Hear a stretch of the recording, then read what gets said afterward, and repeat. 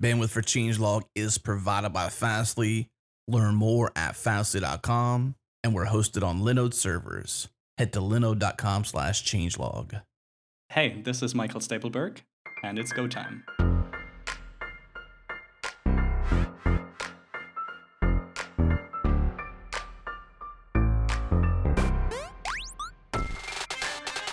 It's Go Time, a weekly podcast where we discuss interesting topics around the Go programming language, the community, and everything in between.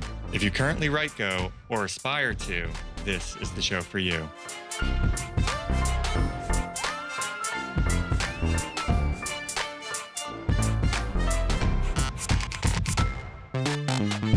Welcome back, everybody, to another episode of Go Time. Today's episode is number 59. On the show today, we have myself, Eric St. Martin. Brian Kettleson is also here. I'm so excited I can't even hold myself. Right? It's just ridiculous. And Carlicia Pinto. Hi, everybody. So, and our special guest today, Brian and I are particular fanboys of, is Michael Stapelberg, who, among other things, is the creator of i3 Window Manager, which you've probably only heard us mention, a handful of times. 1,000 times. So, Michael, and I know you do a lot more stuff too. Do you want to give kind of everybody just kind of a little bit of background on you and kind of your history in software development and in particular getting into Go? Sure, yeah. So the project that most people know me for is the i3 Window Manager by far. And I started that project in 2009. So we're going to have a nice 10-year anniversary pretty soon. The reason I started it back then was just that I was not very satisfied with the window manager that myself and a couple of my friends were using at the time, which was WMII, the window manager improved. And as a little nugget for the listeners, that's also where the name i3 comes from. If you don't know yet, Oh, nice. it is improved, shortened to i3. So that's that. It is a tiling window manager for power users or advanced users or programmers or however you want to choose the audience. But the idea is that we don't target beginners, so we don't have to be intuitive, right? And that sounds a little bit strange at first, but it allows us to optimize sort of for not mastering the learning curve easily, but once you have it learned, right, you can use i3 very, very efficiently. And I think that is what many people appreciate about it. It's one of the things I hate about my Mac is that there is no i3. So technically there is, it's just not very useful. Well, I use one and I'm very happy with it. I use it all the time. I can't live without it, actually. It's a tiling window manager? Yeah. Mm-hmm. Which one do you use? Moom? No, I'm actually looking for it. I just, I want to say it starts with an A or something. There's one I've heard of that I've heard people use. I haven't tried it yet. I I've tried like all of them, Yeah, I and tried- none of them are i3. well, it's definitely not i3, and I have not used i3, but it is called Divi app. Ah, yeah, Divi. Divi. Yeah, Divi. I haven't even heard of that one yet. I've been using it forever. If I get a new machine, it's the first thing I put in. I do it without even think that I'm doing things. I just move things around. So an i3, of course, is written in C, Yes. but it's amazing. It really is. Thank you So- very much. Is your history mostly in C and C++ and things like that? Sorta. So I looked into C, of course, as the most natural systems programming language when you're using Linux or any other Unix operating system, right? I have done a little bit of C++, but I don't like it as much, largely because it seems like too large of a language, and I feel like I can't really master it as much as I can with C and even more so Go nowadays, right? I have done a fair bit of Perl. In fact, the i3 test suite is entirely implemented in Perl, which seemed like a good choice at the time and is still an okay choice today, I would say. Sometimes contributors are a little bit put off that now they also have to deal with Perl code, right? But I'd like to say that our Perl style is relatively modern. In fact, there's a book called Modern Perl, which we have in our header of each and every test case, And essentially, it's like a little domain-specific language that you need to deal with. It's not like you need to be a Perl master, and we're happy to help. But given that we now have such a comprehensive test suite, it is very, very hard to change it, right? Regardless of which language we would want to target. It's just like once you have like 3,000 test cases, you can't really move easily in any direction. Yeah. You'd basically have to halt new development while you ported your test suite. Yeah, exactly. And that's not valuable at all. And I can't see anybody really wanting to volunteer for that. Yeah, I've done a couple of test suite related refactorings in the last couple of weeks, and they are enough. Yeah, it's enough work as is without even changing any bit of the language. So you've done quite a bit in C and things like that. But so I'm trying to remember when this article came out, but it was probably a couple months ago.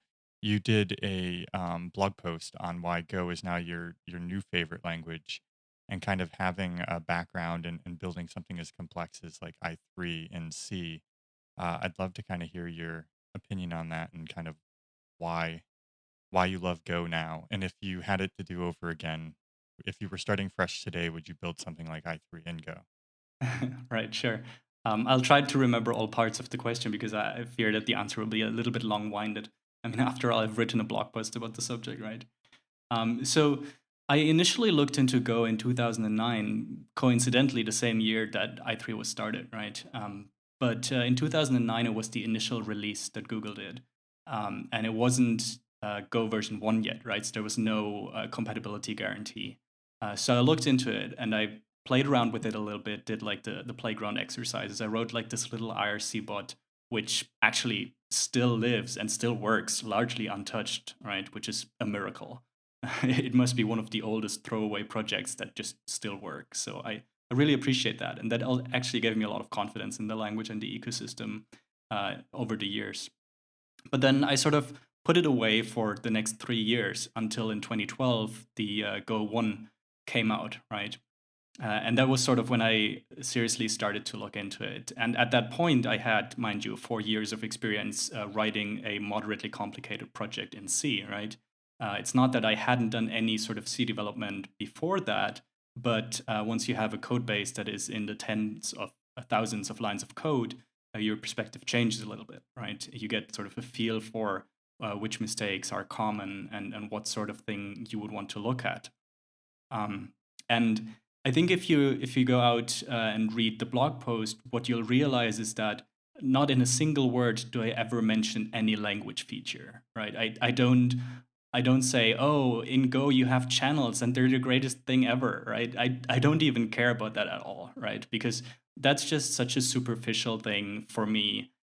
Where it's really at is the integration and the tooling and the consistency and the language ecosystem and also the community, right? And that is all where Go really shines, right? The language is simple. The ideas are, some of them are not quite standard, I have to say. But if you look in history, you will see that none of them is really like super new or super exciting on its own. I think it is when you put it all together, that's where you really get like an appealing language on its own, but then the tooling comes on top of it, and the tooling is just so good. And that's what I really appreciate in my day-to-day.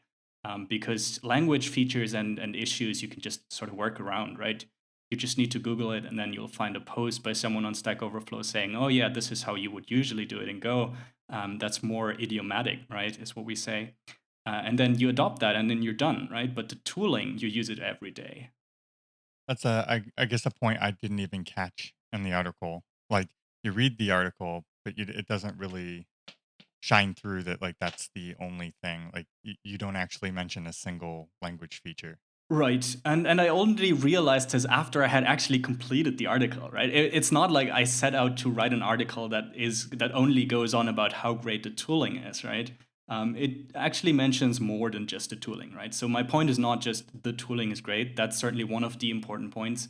But the other points are roughly that it is very easy to get into Go code just by reading it, right? Because the opinions that are prevalent in the Go community and in the style that people choose, at least largely for the standard library, which I would like to think of as a fairly consistent piece of work, but also in many other projects that I have read the source of.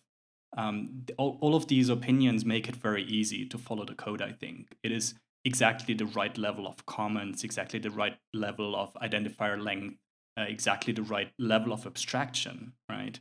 So I don't need to read through a lot of the code base in order to jump in and understand a little bit that I'm currently interested in.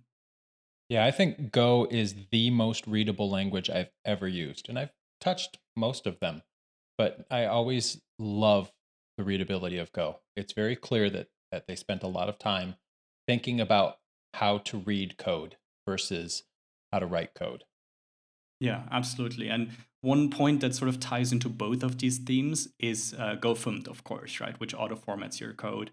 And just a couple of days ago, I actually had a discussion with a friend of mine where we were now getting together because we have this retro gaming event coming up next month in Heidelberg, a German town. And for that event, we are using an old Commodore 128 computer, which is a computer that is older than I am, right? And we programmed this little cash register program for it in C.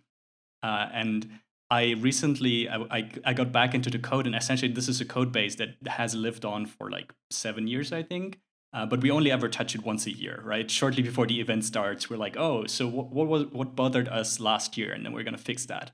But what I realized was that the code was not auto formatted, right? So it wasn't consistent. And then I was just like, okay, I'm just going to Clang format this. And then I submitted a Travis hook so that it would always be Clang formatted. And then inevitably, I got into that discussion with the friend of mine who was like, yeah, see, so I think this is sort of a good idea, but in this particular one file, I don't like what the formatter does. And I'm like, oh, this again, right? Because I sort of, once you start using Go, you kind of just put away this entire discussion, right? Nobody would ever come and argue, well, I just don't like what GoFump does in this one file, so I turn it off, right? It's just not something you hear. And I really appreciate that, like that the entire body of open source Go code and probably also most of the corporate Go code that there is in fact auto-formatted.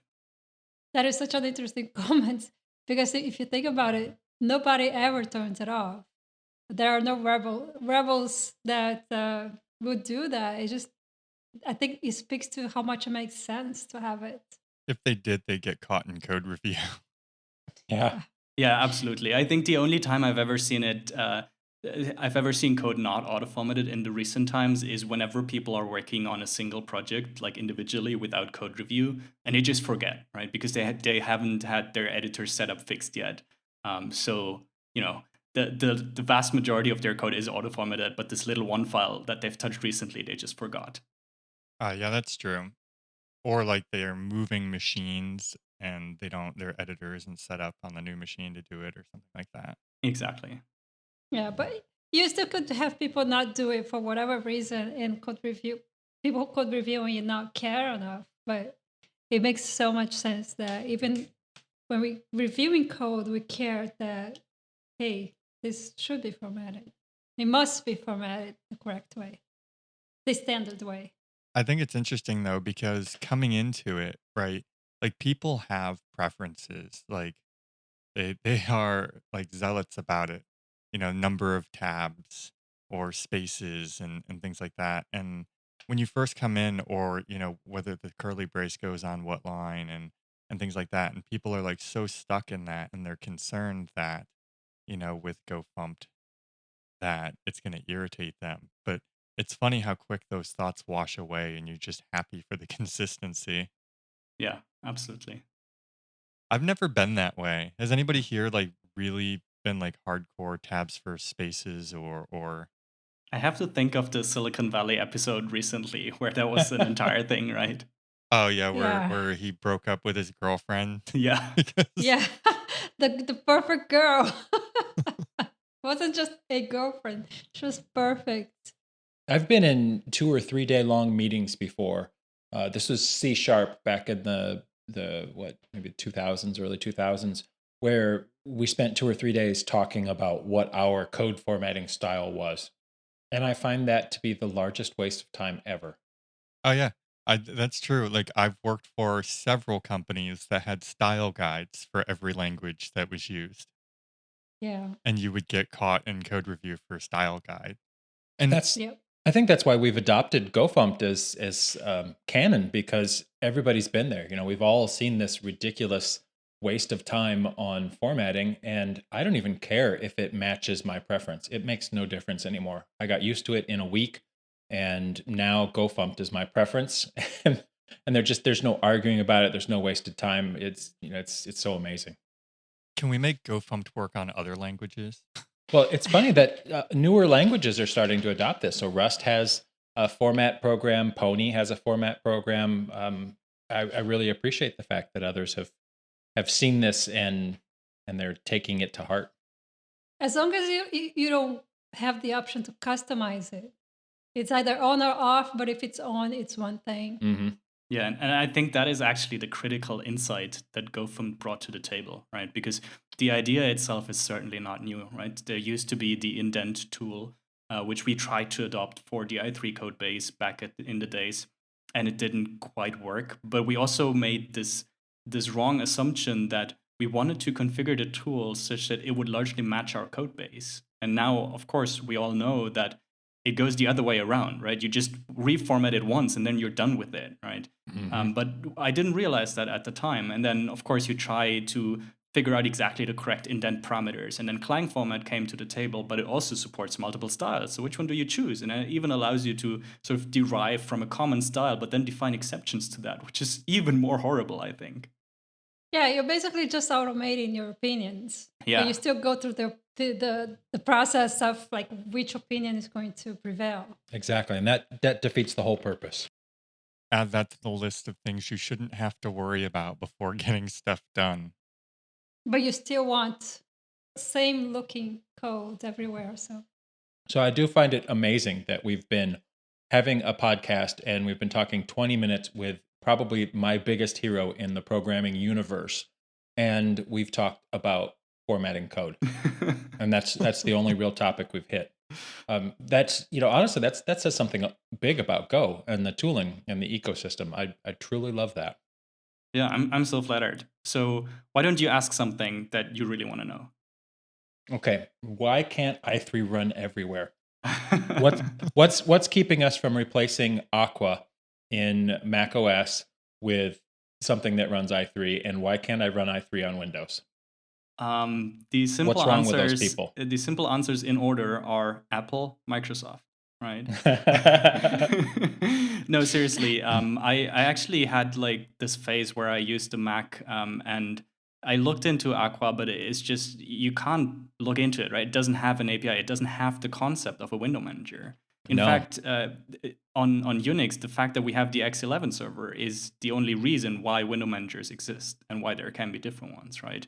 Everything else, every other operating system that I've seen, to the extent that I've looked into the APIs and the customization possibilities, it's just there is a default window manager. And if you're lucky, you get to interact with it. And that's how you can build tools, such as the one that Kalicia mentioned earlier, right? Where, at best you have a couple of key bindings and then it moves windows around and maybe resizes them. But the level of customization that you can achieve if you implement the entire window manager, it's just nowhere near that, right? So this might be interesting. It's not Go related, but for people who may not be familiar, like the difference, like what's the difference between a desktop and a window manager and say like a terminal or console? Well, that's a good question. TY in the Linux terms. So what people would usually use these days is a desktop environment, right? Where you have a couple of features, such as obviously the desktop metaphor, which gives it the name, right? You have a couple of files and folders represented by icons on the arrangement, which is a desktop where you have multiple windows, and then you can sort of have them interact with each other, or you interact with the windows even more so. But I think the crucial distinction between the desktop environment and the window manager is in the integration, right? Because the desktop environment has a much broader scope. It should be possible for you to easily connect like a printer and have it configured via the desktop environment of your choice, whether that be GNOME or KDE or what have you, right? On other platforms, they're different, of course. But a window manager is just that one little subset of a desktop environment, just the thing that is concerned with managing the windows, right? So typically features that are relevant here are keyboard shortcuts that directly do something with the window. The one that I canonically list is either Alt F4, which of course everybody knows from Windows to close a window, or Alt Tab to switch between the windows, right? And that is something that your window manager would implement, or at least play a large role in. And I think the term window manager means more than just that nowadays on Linux, right? Because you have these communities that sort of they gathered around the minimalistic window managers and they built various parts of the desktop environment around them. So when you say you're using a window manager, what that really means is you're not just using a window manager, but you sort of chose and pick a couple of tools from GNOME or KDE or even standalone tools. There are sometimes replacements for the various features that a desktop environment comes with. For example, for monitor configuration, in i3, you would either directly use the command line tool xrender to access that API, or the more convenient standalone arender tool. But i3 wouldn't be concerned at all with your monitor configuration. It just adapts to whatever it is that you configure. So the separation of concerns is very clear, at least to somebody like me who knows how it is implemented, right? Sometimes people come and they don't really get it yet, like what goes where. Because on other operating systems, all of this is very integrated. And you can't, as I mentioned, you can't even make the distinction between do I want to use a desktop environment or can I just throw all of that away and say, I'm going to start from scratch and I'm going to build my environment, my custom environment. Hey, I wonder with Windows subsystem for Linux, I think that's only terminaled in, huh? Yeah, We there's wouldn't be only able to get X. there's only terminal, but you can run an X server on Windows side and then i3 from WSL and view it in Windows, that was my blog post. That's what I do. I may have to play with that. It's really awesome. I'm not gonna lie, you get the best of many worlds. So, what types of things are you working on these days, Michael? Are you mostly working in Go, or are you kind of jumping between languages? I try to do most of my work in Go, both as a matter of preference and also just practicality. Because when you switch between languages, of course, you need a little bit of time to adjust between the differences, be it in the tooling or be it just in the language, right? So, of course, there are existing projects that I still care about. So, for any sort of work on i3, of course, I can't just say, oh, we're going to throw away everything and I would like it to be in Go now, right? That just doesn't fly. So, out of necessity, sometimes I need to use C. I try to make it as much as similar to Go as possible, right? In the sense that I do auto-format it, I have a good test suite which is easily executable, stuff like that. But certainly, my big preference for anything else but existing legacy projects where we can't just make the switch is to do it entirely in Go or as much as possible in Go. Yeah. Nice. One of the things that you've been working on lately that just I think is amazing is the Go Crazy user space for Raspberry Pi. Will you tell us what were your motivations behind that? Right, sure. Yeah, that's actually a fun little project that we started at the beginning of this year, actually. So the idea is that I was getting fed up with maintaining all of these little Raspberry Pis, right? Many of us probably have a little Raspberry Pi at home doing one thing or another in their home network or a device that is comparable, right? A little, I don't know, Intel NUC computer or an Atom-based like little embedded device, anything like that, right? But the Raspberry Pi certainly is the most prevalent of these devices. So I figured it would make sense to just target the Raspberry Pi for now. And the observation was that if I write most of my programs in Go nowadays, why do I even need to maintain this entire Linux ecosystem on each and every one of my Raspberry Pis? At the point when I started the project, I had 3 of them running. And I looked at them and I logged in, and because of the custom image that I used on them, I saw that the last build timestamp for that image was in 2013. So at the point when I logged in, I saw that it had an uptime of 4 years without me changing the base system. And it had, of course, security vulnerabilities accumulated over these 4 years, right? And that is a horrible state to be in. And I really don't want to have that on my home network. I want to have all of my devices up to date, ideally with an auto update. It goes so far that I have gifted devices to friends of mine and bought a new device where the only difference in operation was that the device auto updated. An example of that is the Turris Omnia OpenWRT router, which I would recommend because it is to the best of my knowledge, the only OpenWRT-based Linux router that auto updates, right? And that is just that just comes from working full time, right? When I was a student, I could, of course, still spend quite a lot of time administering all of these servers, right? I was running Debian testing on many of my machines and virtual machines and all of the little devices, and I would update them sort of regularly. But at some point, your priorities just change, and you just can't do that anymore. So I figured I would go at it from the other direction and be very strict about it. So I want to have devices that auto update, and I want to have devices that don't expose a lot of attack surface, both on the network itself and on the internet, of course. And I figured one way to do that would be to look into whether we could actually run a Linux kernel and ideally directly execute Go programs without any of the regular Linux distribution in the middle. And Go Crazy is an implementation of this. So what Go Crazy does is you give it a Go package that you have, be it like a little Hello World program or existing bigger programs like the Prometheus node exporter if you want to monitor your Raspberry Pi in Prometheus. And you give a Go package to the Go Crazy Packer program. And what it does is it packs an SD card image with the Linux kernel and the Raspberry Pi firmware and a minimal init system that comes with the Go Crazy project, and then just the Go packages that you provided. And these 4 parts are all that you really have in the image. And then you just copy that image onto an SD card and you boot your Raspberry Pi from it. And there's no other moving parts. There's no Linux distribution. It's not based on Debian or based on Fedora or anything like that. It has just directly the kernel and the firmware. And another important part of this project is that all of these parts are auto-updated. So for the kernel and for the firmware, we have a cron job running on Travis, which every day goes and checks the upstream repositories for newer versions of what we have packaged. And if there is, for example, a new kernel release, and I learned that the kernel actually gets quite a few releases. I never paid attention to it, but they do like a little point release. But anyway, so we have this little cron job which looks at what is the latest kernel version. And if the latest kernel version doesn't match what we have in our repositories, it goes on and downloads it and then builds it on Travis.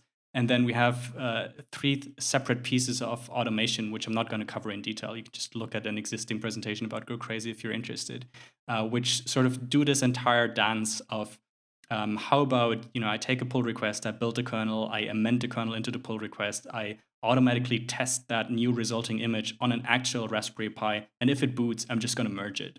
So frequently when I wake up in my inbox, I'm going to have like this little GitHub email thread where it tells me there's a new version of the Linux kernel. Oh, and by the way, I tested it and it boots. And oh, also I merged it. And oh, I also deployed it onto all of your Raspberry Pis, right? So that's the ideal state for me, right? I wake up and I realize that there was a new Linux kernel release because I'm already running it, right? And then later on, I read about it in the news and read the changelog. Well, that's awesome. That's automation right there. Do you have kind of like the split firmware where in case it doesn't start up with the new kernel? Because occasionally there's weird issues and the kernel won't boot. Yeah, that's true. One of these issues that we faced a while ago, and in fact the only one that we ever faced so far, and the project has been running, as I mentioned, since the beginning of the year, is that there's this little bit that needs to be set correctly so that the kernel driver for the Ethernet card on the Raspberry Pi will pick up the correct MAC address. And when it regresses, i.e. when it doesn't pick up the correct MAC address, it will fall back to just auto-generating a MAC address. So that makes for a very weird problem to debug because everything seems to be working fine, but then occasionally you wouldn't be able to connect to your Raspberry Pi because it would get like a new IP address and maybe your DNS name isn't quite updated yet to the new one, it's still cached or something like that, right? So these are weird to debug problems, but aside from that, we haven't had any sort of issue. But to answer the original question, no, there's no like dual BIOS functionality or anything like that because unfortunately the Raspberry Pi hardware just doesn't provide any mechanism to implement that, right? Either it boots or it doesn't boot, and you can't really do much else than that. Yeah, unless you like rolled your own, writing a little assembly from the beginning before Linux kicks in, but who True, wants yeah. to do that? Yeah, I mean, if you're gonna enable the hardware watchdog on the Raspberry Pi early enough, then maybe you could recover from a failed kernel boot. In fact, we also looked into whether we would want to have any sort of automation around that, like what you can do on modern Raspberry Pi is actually you can boot it via the network. So we could actually give it a new image and look whether it boots. And if it doesn't boot, maybe trigger some sort of remote controllable power strip to reboot it. But then we thought, well, does that automation really pay off, right? Because in the common case, what will happen is it will just boot and then the device stays functional. And in the case where it doesn't boot, you need to have manual intervention anyway. So we figured, okay, maybe the failure mode is just the test Raspberry Pi that is running at my home with the sole purpose of testing these images just doesn't boot anymore. And then I need to look at it and fix it up. And then I go on and push, right? So as an end user of Go Crazy, you wouldn't face a not booting kernel because the kernel needs to have booted on my Raspberry Pi. So I have sort of this sacrificial Raspberry Pi running at my home. And I mean, I guess that's true too, right? Like, we're talking about different worlds. Like, this isn't like some military grade thing that's going to be running in a space shuttle. It's a Raspberry Pi in your home. Like, if you have to pull out the SD card and manually copy over the files from the old version, it's not the end of the world. Absolutely, yeah. And I think I'm just personally annoyed enough by it when it doesn't boot that this will not be a problem for anyone else. Well, it's an amazing project. I love the idea of getting rid of all of that extra user space and just booting the app you need. Most of the time, that's we single purpose our Raspberry Pis, and this has me thinking now. Eric and I use Raspberry Pis for our barbecue grills, and this Go Crazy would be absolutely perfect for that use case. It would be 100% perfect, and we could always keep it running and up to date. And I just have to upgrade to a Pi 3 instead of the Pi 2 I have now, which isn't the end of the world, More reasons to upgrade. right? I'm torn though. I still want to do some ARM stuff. Well, what do you mean? You still can do ARM stuff on it, right? Well, so like actual like embedded devices. So I've got like Right. a Cortex M4 or something like that that I've been running against an LCD screen. So I'm back and forth with whether to do a full blown Linux install or not. But I mean, these things run so low power now that I'm torn because you can get development done a lot faster just using Go. Mm-hmm. Absolutely, yeah. I think it totally makes sense if you just want to play around and have some fun with the embedded device to go that route. But as soon as you just want to have an idea become reality in any reasonable time frame and have it stay working, right? It makes much more sense to go the higher level route. Yeah, and I mean, I guess that's right too. Like, time to market, right? Like, if you're trying to build some sort of commercial product, then it makes sense to keep your bill of materials down and your costs down and all of these things. But for most of us, we're building little trinkets for our house. Absolutely. And I think if you can get it done in like a weekend, then that's going to be much more motivating than if you will have to like, order things and solder them together and then come up with a firmware and, oh gosh, maybe even write it in C, right? Which I've done. Me too. Yeah, Me when- too.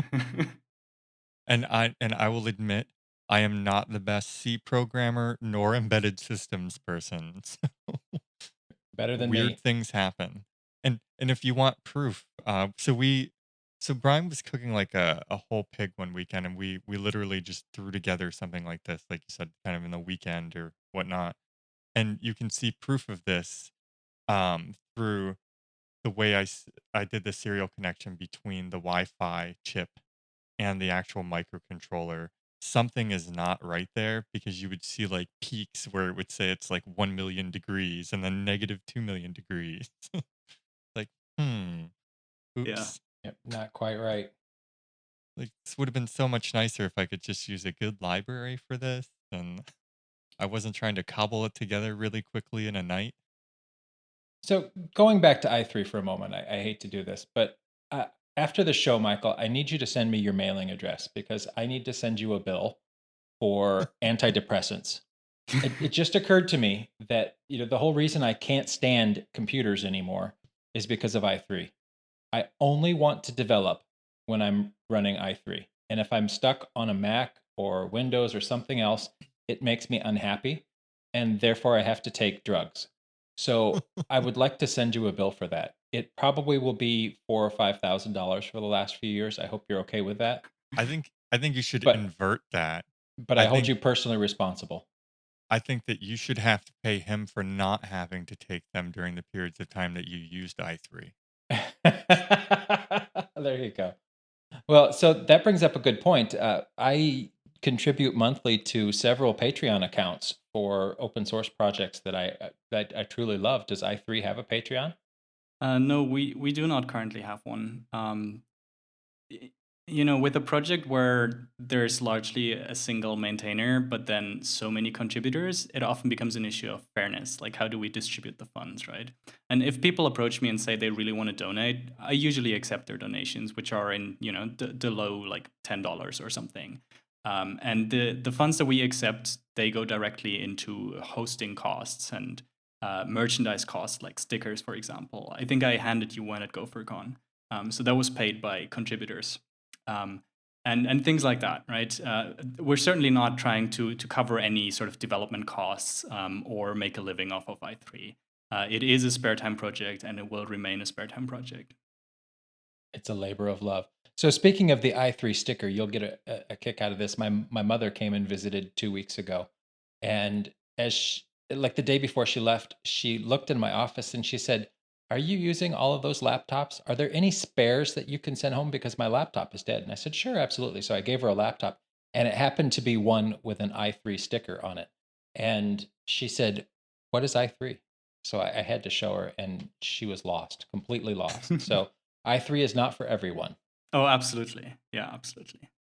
So you talk about all these kind of projects that you're doing on the side. What are you working on kind of for day job? What does pay the bills?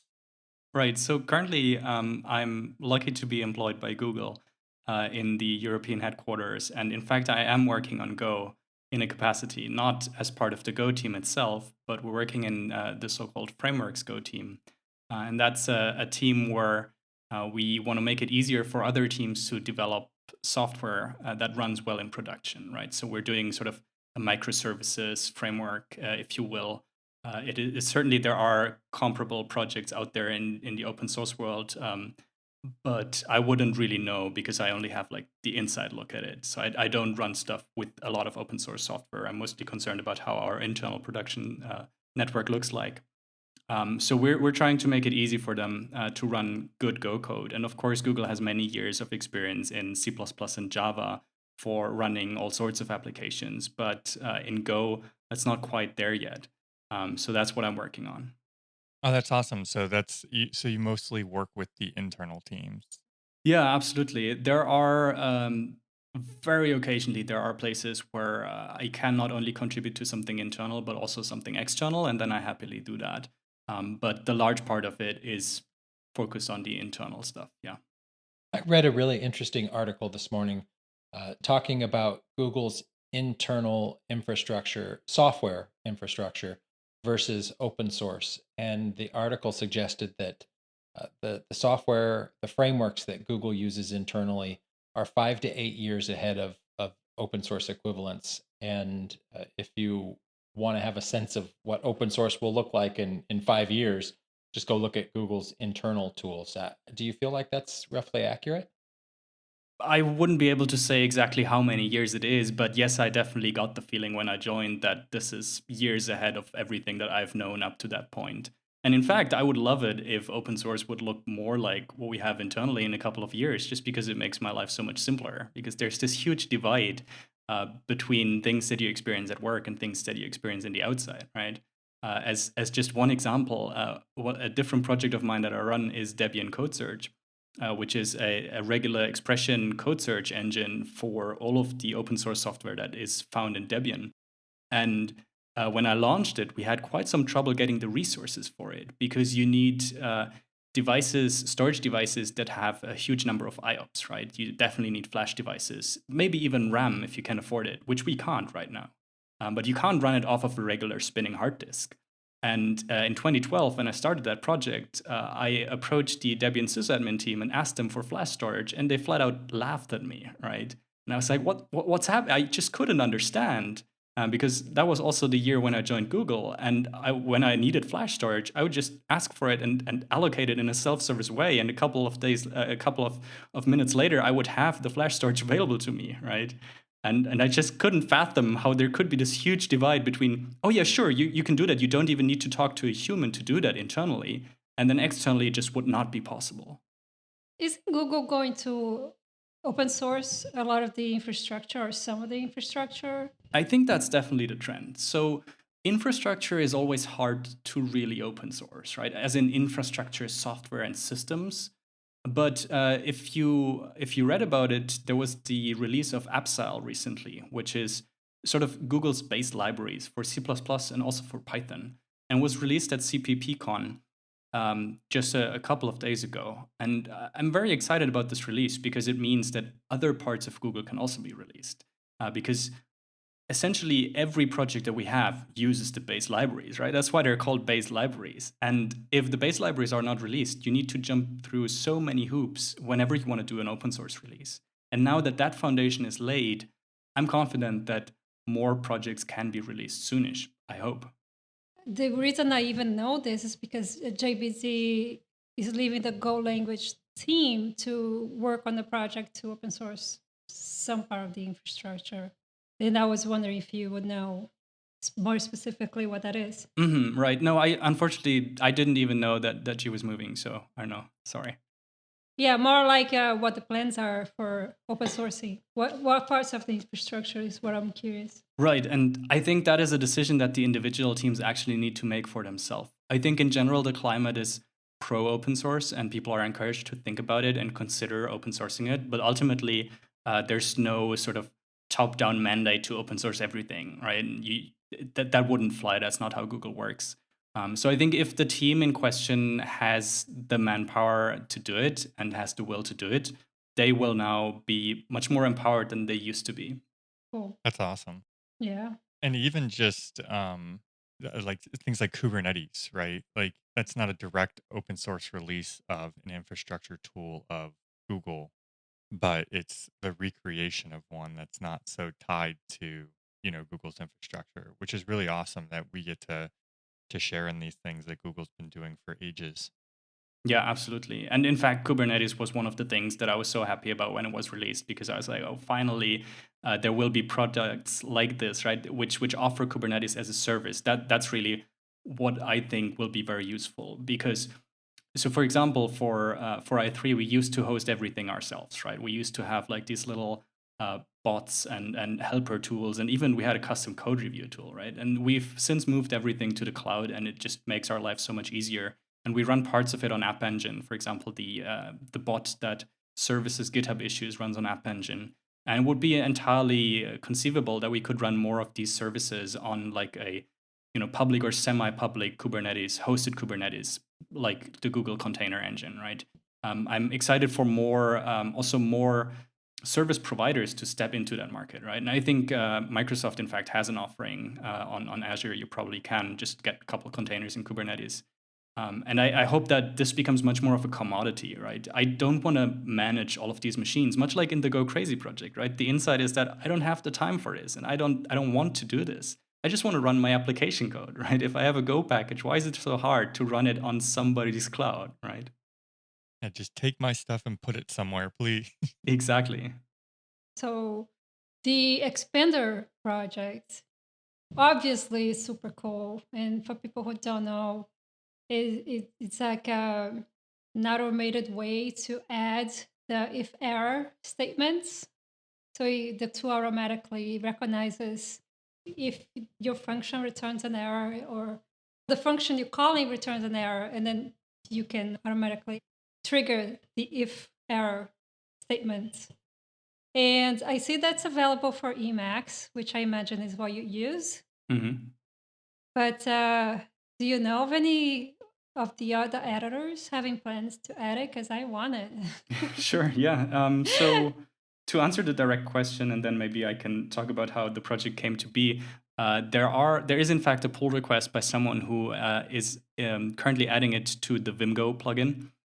So that's still just, it all needs to be merged. I think Fatih is very busy with other projects currently, but as soon as he gets a chance, I hope we can make some progress on this. It definitely will be integrated into Vim. I think we briefly brought up adding it to Visual Studio Code as well, and they were very receptive of the idea. So I hope it will be added to more editors as people make that little bit of effort and just integrate it. That'll be awesome. That's awesome. Thank you for that tool. I mean, all the tools you do. And that seems to be like one of the common complaints too from people coming in to go to is kind of they feel it's super verbose to have to constantly do that. So I think that that's going to be an easy solve for a lot of people. Like I Mhm. hate typing the error checks. Like you don't have to. Exactly. And that was actually exactly the feeling that I had. Like I was writing a Go program, and I don't really mind typing these error checks whenever you're modifying an existing program because they tend to not be so pervasive. But when you're prototyping something, especially something that interacts with your operating system, say, you iterate over a directory, you open a couple of files, you do some transformation, like typical stuff that you want to do and get out of the way quickly when you're prototyping. Some people would argue that you just don't need to do the error checking, but I would Yeah. vehemently argue against it, right? Especially when prototyping, it is crucial that you get good errors. So I found myself typing all of these error checks over and over again. And I know that, for example, in the blog post by Russ Cox at the beginning of the year, he said that he would want to look into improving the error checking situation. So I figured, well, it's good that they're working on it, but in the meantime, I would like to just have a little bit more automation in my editor. And I figured, hey, I'm using Emacs and it has all of these packages and there's so many advanced features. So I asked on Twitter, so why isn't it a thing that when you want to expand an error check statement, why isn't it type aware and why can't it return exactly the right thing and why can't it expand in the right way? And then I hoped that somebody would reply and say, oh yeah, you just need to install this package, but nobody stepped up. So at some point, in fact, shortly before GopherCon, I was considering doing this, and then sort of almost as a joke, I started and figured, well, could you do this, right? Could you write a little tool that when you invoke it, it just expands whatever is under the cursor? And turns out it is possible, right?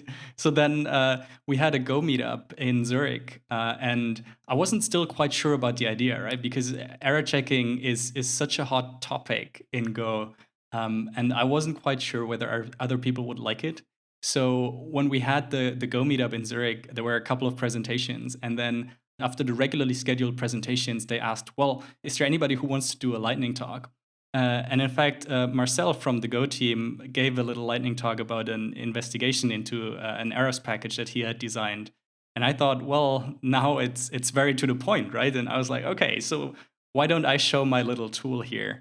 And I demonstrated it, and people were sort of like amused, but also interested. And most of all, Robert Griesemer from the Go team was in the room, and he didn't flat out laugh at me. So I figured, okay, I can release this now. Must be all right. Yeah, it's fantastic. I love how smart it is. I'm watching the little video on the page over and over, and it's aware enough to return the right things when you change your function signature. That's brilliant. I love it. Thank you. Yeah, that's pretty cool. Now, what could Russ possibly mean when he said they will be looking into the error handling? Well, that's just speculation, right? But it is entirely Yeah, thinkable that. exactly. Let's speculate. Yeah, let's speculate. So it would be thinkable to add like a new keyword, right? Or a new sort of syntax feature for it. Maybe if it really pays off. For example, in Rust, you have like the exclamation mark for the error checking macro, right? And I think that's actually a somewhat useful and elegant way of dealing with it. I think they've recently expanded it with even more syntax, and I was sort of turned off by that, right? Because I thought adding a little bit of syntax is okay, but adding too much seems to go overboard. So there is definitely a balance that one needs to strike here. And I'm fairly confident that Russ will come up with a good way that finds consensus, if that is the route that he chooses to go. Mhm. Yeah, it's really interesting because I'd love to not be as verbose, but I actually kind of like it too because I can immediately see where the error states are and how this piece of code intends to handle them. And if that's kind of abstracted away, you kind of lose that and you're back to kind of exceptions where you're walking through code and kind of trying to picture which things throw errors and where they're handled. So it'd have to be something really close because I've come to admire that. And I actually really love seeing the blank identifier for the return of the error parameter or or the response because you immediately see it. It's just like staring right at you. You're like, so why aren't you handling that error? You love it, meaning it doesn't obscure that there is something being returned, right? Like, but and then okay, you're just skipping over handling it. Yeah, it makes it like super clear that this call can return in an unpredictable way, right? Where the actual legitimate response variable value, um, like that could be in some unknown state because of an error condition. That's the thing that Mhm. I hate the most, right? Is like, um, if you do a file open, right, and you don't actually notice that errored out, like you can't really determine what your file pointer is. And then you go off with it and in some weird place, it starts failing when you go to use it. So I like the fact that it's really explicit there and you can see it during code review that this can return in an error state and it can make the other values that it returns, you know, unpredictable and they're ignoring it. Like why is that not being handled? Yeah, and I definitely love what it does for the end user, right? I really feel respected when I get proper error message from a program and not just an exception that is, even worse, pages long, right? As frequently happens with, Python programs where the programmers weren't careful enough or didn't do enough testing, and then something happens like, your disk runs out of space or the file that they really expected to be there turns out to not be there, and then you get this huge exception, and it usually the exceptions come with language that isn't quite clear to the end user because it is written from the perspective of the programmer, or worse, from the perspective of the programming language designer, right? And then you get like a key error in Python, and it could mean anything, right? And so that's why I really appreciate what the sometimes onerous error checking in Go means for the end user, right? Yeah, I've definitely seen that stuff before too, where like rather than like a file doesn't exist for open, you get a nil pointer exception like somewhere down the line because you're trying to deal with the file type.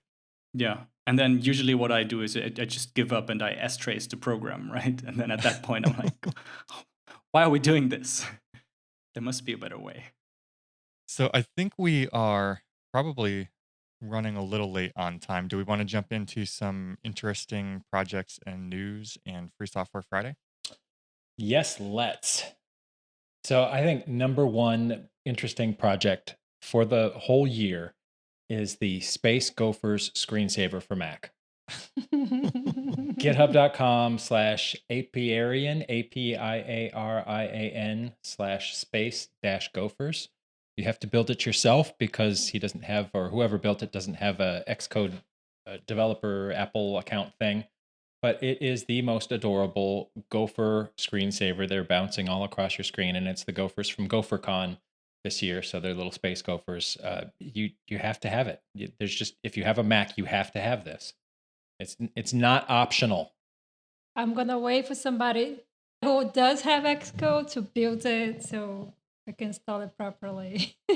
But it's so cute. I'm gonna have to make like a Linux version. And quickly too, we mentioned last week there were security updates to Go. So if you didn't listen last week, please listen this week and update Go. Yeah, Right. It should be running absolutely. 1.9.1 or 1.8.4 now, please. We'll wait. Yeah. I'll sit right here and wait. Tell Let us us- when you're ready. Let us know when you're done. So what else did we run into this week? Oh, so my Golang UK talk, I announced a tool called Gopher Rocks that automatically tags your GitHub releases for you so that everybody can start tagging their stuff. And mine was a pretty facile implementation, not very bright. There is a much better implementation at github.com/timberio/grease. And it looks like it's a lot more functional than mine, of course, because I wrote one. Somebody had to have something much better. So Grease looks like a really nice GitHub tagging releasing kind of tool. I definitely recommend going to check that out. And I'll probably just stop writing mine now. I actually I almost don't mind when that happens because to me the fun part is the proof of concept. And then it's like once the problems are figured out, like I want to move on to the next problem. Yeah, So like I rarely want to get stuff in the state that like I would consider it shippable. that's a good point. Yeah. Sounds like software development. Well, so I ran into this post early in the week, a few days ago, and to complement Michael's blog post, which is we never mentioned the name, but it's named "Why Go is my favorite programming language," and that's going to be in the show notes. So this post is called 7 Stages of Becoming a Go Programmer. And it's sort of hilarious. I was laughing. So who It wrote really is this? good. This guy called Daisuke Maki. It's really clever. So I'll just go through the stages. Can I? Yeah. Oh yeah. course. They're So funny and like I follow right with it. Yeah. Mine is yeah, so I favorite think go. I think he hit it on the nail. I mean, it was his experience, obviously, but I think it's a we share at least some of these stages. You believe you can make Go to object or oriented programming. That's stage 1. Stage 2, you believe Go routines will solve all your problems. I had that too. I was thinking, wow, you have to not just use Go routines, but also use Channel. good channels, exactly. And then, well, maybe you should use mutex instead. Make it simpler. Stage 3, you believe that instead of object-oriented programming, interfaces will solve all your problems. And then you hit with reality that abstractions is, complicated. Stage 4, you believe channels will solve all your problems. Stage 5, you now believe Go is not as powerful as people claim it to be. This language sucks. Doesn't do what you want. Stage 6, you realize that stages 1 through 5 were all just your imagination. And stage 7, you just accept. Right? You're now at peace. You accept the Go way. You It's are one with brilliant. the gopher. Yeah. Yes. I love so he the author created a gist, and the description for stage 7 just makes me happy. It says, you're now at peace. You write everything, including what you normally would have used Ruby, Perl, or Python for in Go. You don't mind the if error not equals nil checks anymore. You only use Go routines and channels if you have to. You are one with the gopher. You feel its glorious chi and cry when you realize his mercy for allowing you to write code in such a majestic language. It's so true. So true. Yeah, love it. And one thing that I say to people, yeah, Go has these weird things, and the error handling is repetitive. But if you stick to it, you will change your mind. There's something about it, and I think it's the simplicity and how it makes your brain not jump through hoops to understand code. Once you get that, you realize, oh no, this is much better. It could be Stockholm syndrome too. We're not going to decide that. Yeah. That's We just came for the cool mascot. right. We came for the gopher screensavers. We stayed for the chi. I Yeah. read that so frequently on Twitter. Like, people are saying, well, I don't know about Go, but it has the best mascot. And I wonder if that's just a meme that, actual gophers still carry forward, or if that's actually people who are just not into Go yet, but they think the mascot is really cute, right? So either way, we I think love it's it. cool. I think I think from what I see, even veterans still love the gopher.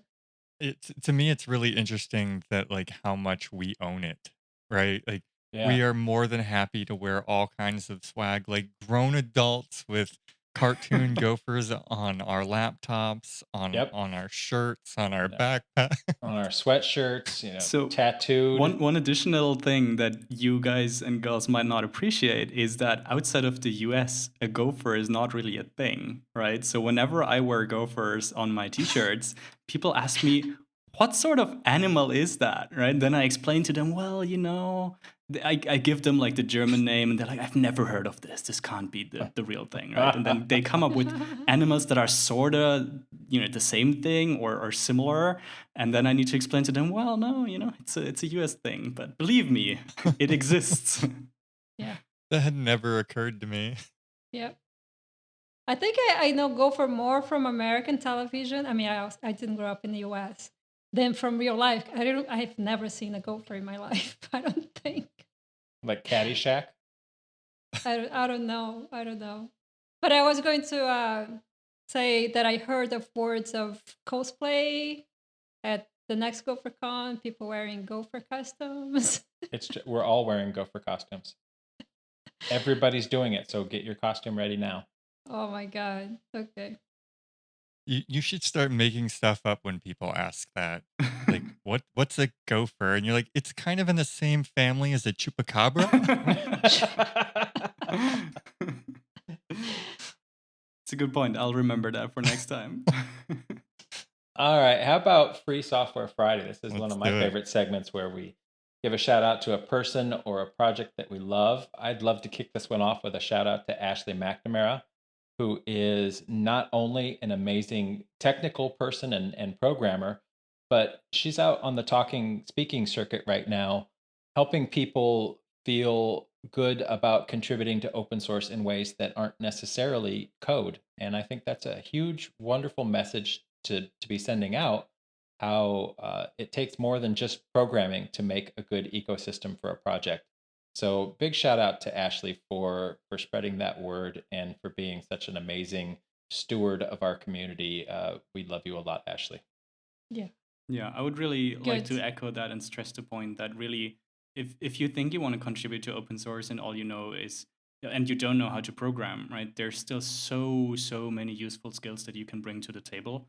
And I really wish we would have more non-programmers in open source. I think it would really benefit all of us. I think this message also needs to be preached not only to beginners or people who are interested but not doing it, but also to veterans, because sometimes we talk about making open source more accessible to beginners. And people say, well, this code base is so complicated. If you don't have the stamina or desire or time or ability to make this really complicated code change, then why do we need to make accessibility? Like, why do we need to make it easier to contribute? If you don't have those things, you're not going to contribute anyway.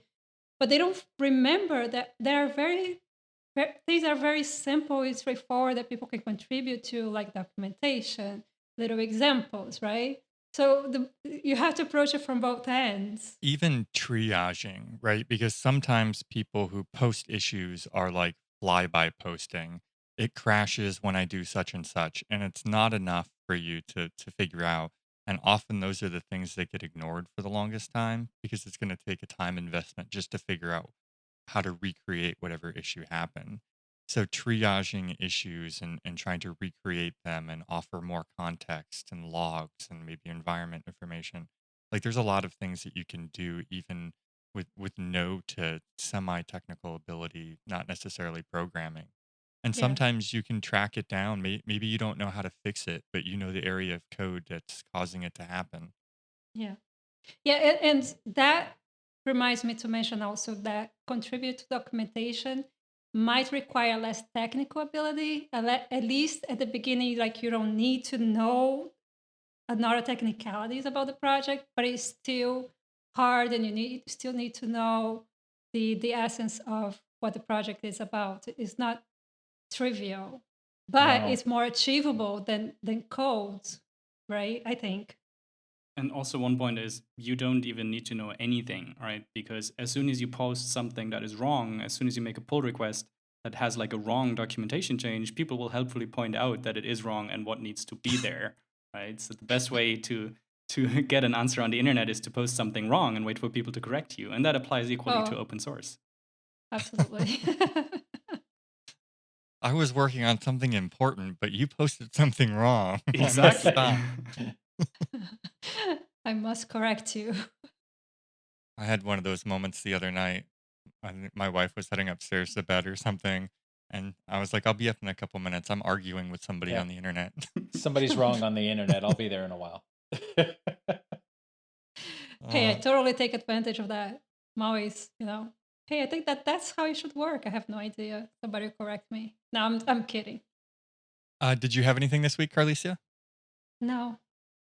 And how about you, Michael? Did you have a project or maintainer you want to give a shout out to? Yeah, actually, just today at work, I was showing some of my colleagues an Emacs package that I've come to really appreciate, which is Maggot, and it is a Git frontend, right? It is integrated into Emacs, but you can also use it if you don't like Emacs at all, because it essentially defines its own keyboard shortcuts and stuff. So there's, don't fear.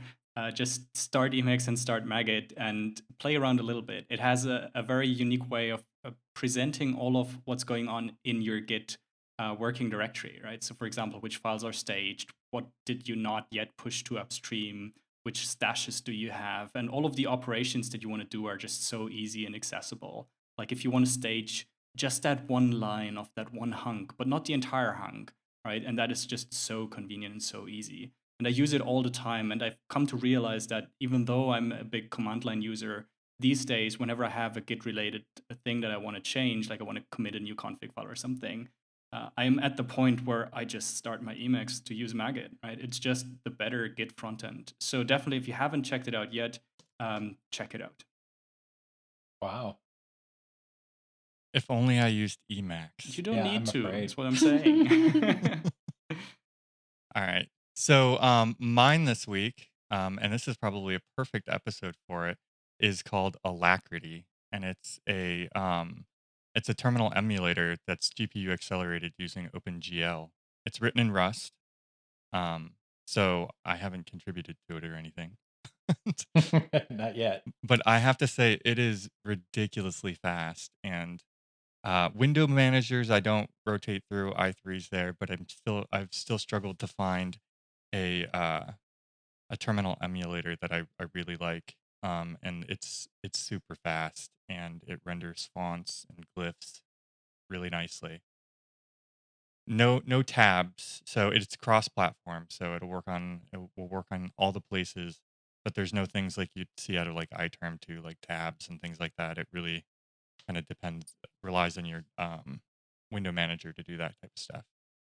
So if you are on a Mac, you have to compile this yourself. But if you're running Arch, like most good people should, you can just install this from the AUR, which is awesome.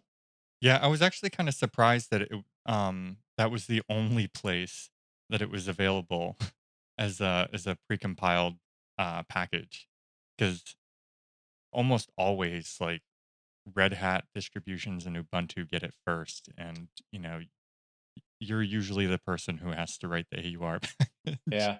Now I'm curious. I don't mean this in a derogatory way at all, but the last couple times that I've tried to do uh, compiling Rust applications from source, I've been bitten by the fact that Rust is still moving really quickly. Has it stabilized a bit so that cloning some software and compiling it will work without frustration? This is probably the only Rust thing that at least I've used knowingly. And I did compile it from source on an Ubuntu machine. You install it's called Rust Up first, and then that'll allow you to kind of switch between the Rust versions, and it'll get you the latest stable release of Rust. And then this was just a single line compile, Oh, okay. so it goes pretty That's quick. it's good to know. And do you use this daily, Alacrity? Yes, yes. Nice. Good to know. All right.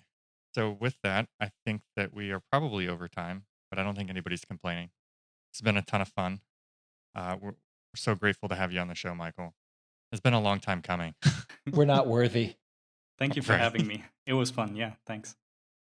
So for the listeners, we are at gotime.fm. If you want to be on the show, you have suggestions for guests or topics, file an issue at github.com/gotimefm/ping. We should be back to the normal studio next week. for anybody who's listening live now. So we'll be back to the changelog.com/live for live listening instead of the live hangouts. And with that, we'll see everybody next week. Bye, everybody. Thank you, Michael. Bye. Thank you, Michael. It's great. Anytime. Bye-bye. All right, that's it for this episode of Go Time. Tune in live on Thursdays at 3 p.m. U.S. Eastern at changelog.com/live. Join the community and Slack with us in real time during the shows. Head to changelog.com/community. Follow us on Twitter. We're at GoTimeFM. Special thanks to Fastly, our bandwidth partner. Head to fastly.com to learn more. Also, Linode. We host everything we do on Linode servers. Head to linode.com/changelog. Go Time is edited by Jonathan Youngblood, and the theme music for Go Time is produced by the mysterious Breakmaster Cylinder.